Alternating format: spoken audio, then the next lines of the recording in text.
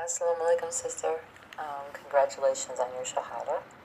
Um, may Allah bless you and guide you in your journey in Islam.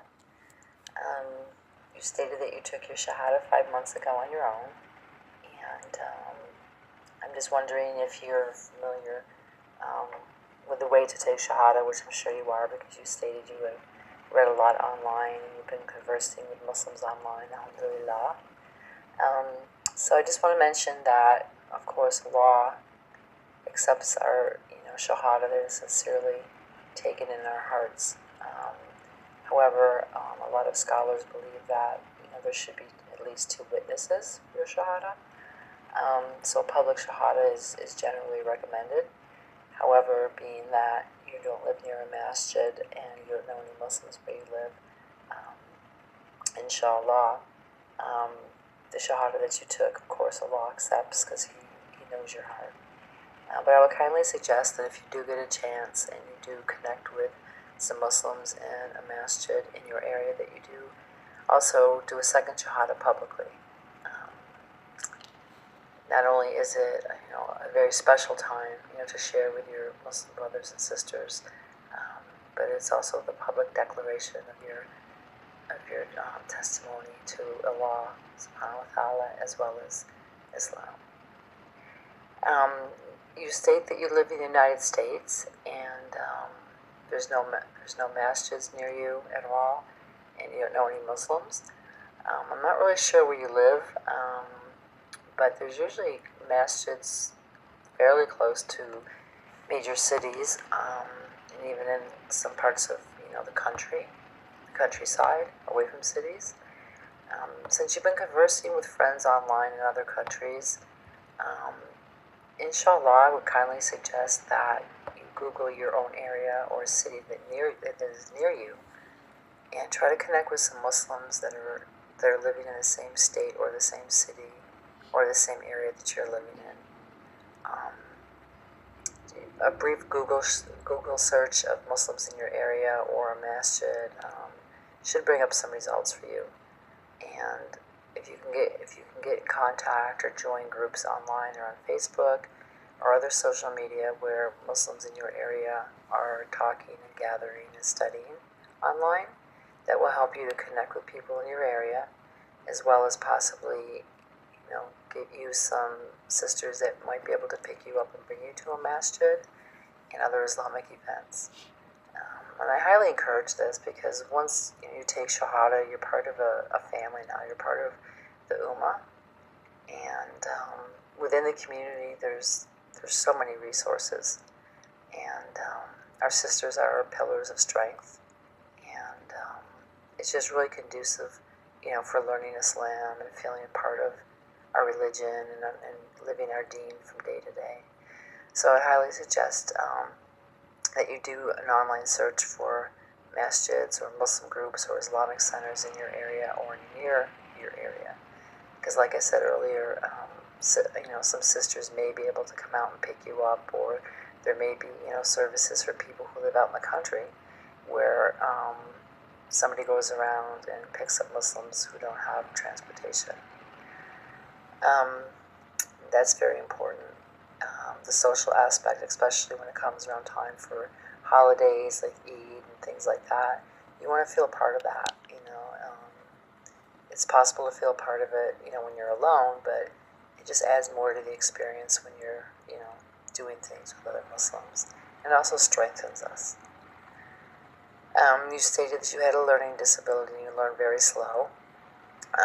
That's okay. And there's a lot of people that do learn slow, especially trying to learn the recitation for the prayers and Quran recitation and things like that. I would highly suggest that when you're trying to learn your prayers and memorizing Quran, half of the prayer is fine. I mean, if you can say the other half in English for now, Allah understands, He's most merciful. But I would highly suggest that you listen to the audio versions of them, like the Al-Fatiha, for instance. You could play it on your computer. Just keep playing it over and over and over again. And inshallah, you will learn them. It might take some time, but you will. when I first took Shahada and I was trying to learn my prayers in Arabic, it was difficult for me as well. And what I did was I just kept playing over and over and over again the Al-Fatiha, to start out with.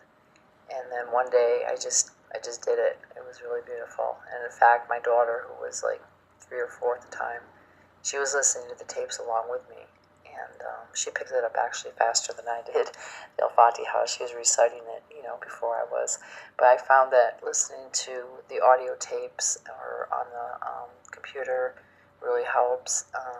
Also studying online, taking courses like the online Islamic University.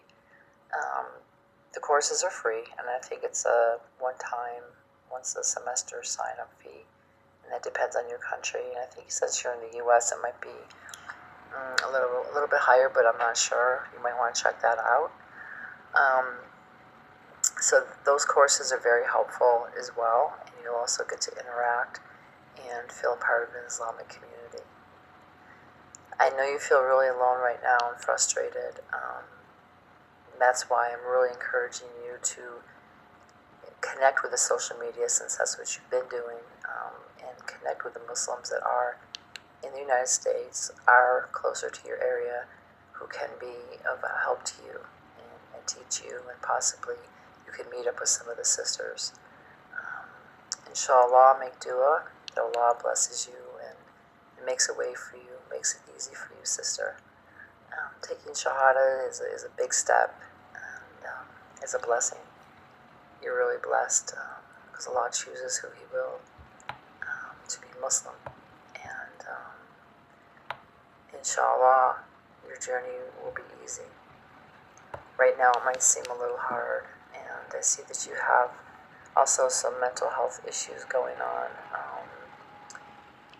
because you've been abused and you've been bought and sold. I'm not really sure what you mean by that.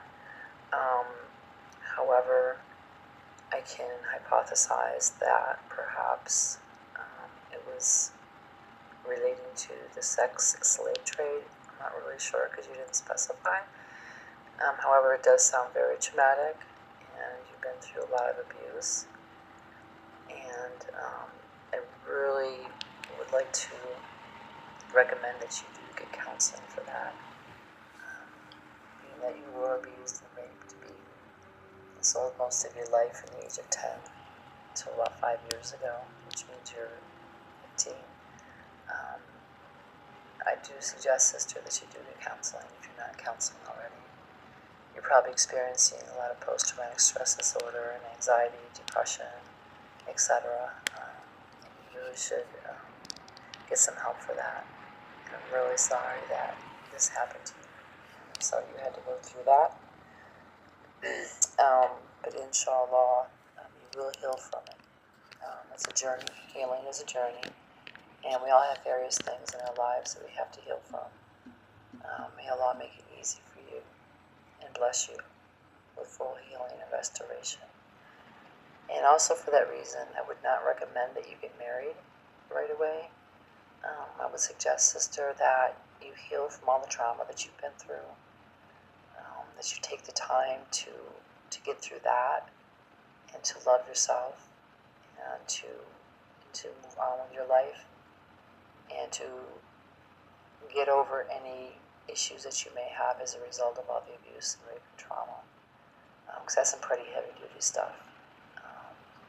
And you wouldn't want to bring any of that into a marriage, you know what I'm saying, as far as nightmares or fears or trust issues and things like that. I would highly suggest, sister, that inshallah you get those worked out before you consider marriage. And also, this time now is, kind of like between you and Allah subhanahu wa ta'ala. You just took Shahada. Inshallah, I would suggest that you study Islam and learn more about the rights of a wife in marriage, learn more about the marriage institute itself in Islam, and what Allah has designated, a marriage to be. Familiarize yourself with the foundations of marriage, communication, loving relations, and things like that. I think you just have right now is, a me time. It's a me time in that it's time, for you to, evaluate your life, heal from the trauma you've been through, learn and embrace your new way of life, which is Islam,